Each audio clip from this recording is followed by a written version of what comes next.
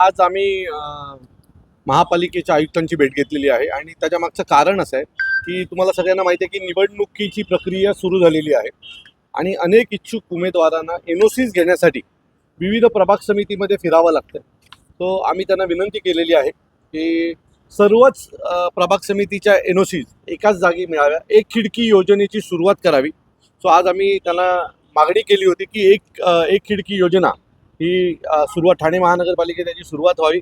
आयुक्तांनी तात्काळ त्या गोष्टीला मान्यता दिली आणि उद्यापासून ठाण्यातल्या जेवढ्या परवानग्या आहेत, जेवढ्या इच्छुक उमेदवारांना लागणाऱ्या परवानग्या आहेत त्या एकाच जागी मिळतील. त्याची घोषणा ते आज संध्याकाळपर्यंत करतील. महाविकास आघाडीची बैठक महायुती बैठक ठाण्यामध्ये देखील बैठक आहे, काय नेमकं ठरलेलं आहे, काय सांगाल की कशा पद्धतीने टाकावं? युतीच्या ज्या बैठका चालू आहेत त्या मनाच्या विरोधात सुरू आहेत. वरिष्ठांच्या आदेश आलाय म्हणून सुरू आहेत. आमच्या ज्या बैठका चालू आहेत त्या मनापासून मागच्या 15 दिवसापासून सुरू आहेत आणि मनापासून आम्ही ज्या काही जागा वाटपाचा तिढा आहे तो आमचा सुटलाय. खरं तर आमचा तिढा नव्हताच. आमच्याकडे आमच्या पहिल्या दिवसापासून सर्व शिवसैनिक किंवा महाराष्ट्र सैनिक असतील, राष्ट्रवादी काँग्रेसचे जे पदाधिकारी असतील, त्यांचं उद्दिष्ट साफ आहे की भारतीय जनता पक्ष शिवसेनेला सत्तेपासून लांब ठेवणं आणि त्याच्यासाठी एखाद जागा कमी आली तरी चालेल, परंतु ही जी काही महाराष्ट्राला लागलेली कीड आहे ही संपवण्यासाठी आम्ही सगळे एकत्र आलो आहे आणि बऱ्यापैकी आमच्या बैठका झालेल्या आहेत आणि लवकरच याच्या बाबतीमध्ये एक शुभ संकेत तुम्हाला सगळ्यांना मिळेल. काय फॉर्म्युला ठरलाय का? आमची जागा वाटपाची जी प्रक्रिया आहे ती बऱ्यापैकी संपलेली आहे आणि आमचा फॉर्म्युला जिथे जो जिंकू शकेल अशा ठिकाणी त्याला तिकीट देणं, जागा सोडणं हा आमचा उद्देश होता. सो बऱ्यापैकी ते सगळं झालेलं आहे.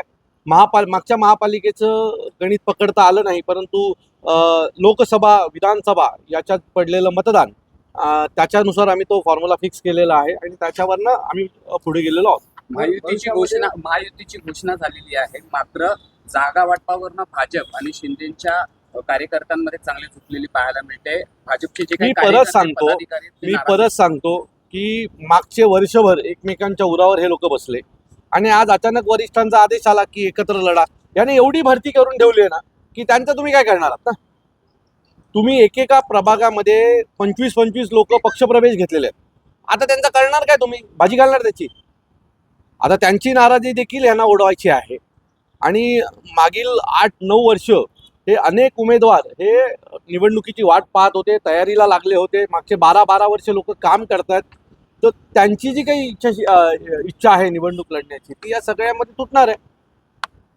त्याच्यामुळे मला असं वाटतं की यांची जरी युती झाली तरी ती युती मनापासून नसेल, एवढं खात्रीने सांगतो. आमचा काय संबंध नाही. तसं काय त्यांनी त्यांचा निर्णय घ्यावा. आमचा निर्णय झालेला आहे. आम्ही आणि शिवसेना एकत्र लढणार एवढं खात्रीने सांगतो. असं तुम्हाला गैरसमज आहे. काँग्रेस आमच्या सोबत आहे. जितेंद्र आव्हाड साहेब आम्हाला या सर्व युतीच्या बाबतीमध्ये मार्गदर्शन करत आहेत. त्यामुळे हा गैरसमज आहे की आमच्यासोबत कोणी नाही. आम्ही सगळे एकत्र आहोत आणि तुम्हाला पुढच्या 4-5 दिवसात ते कळेल आम्ही कोण कोण एकत्र आहोत ते.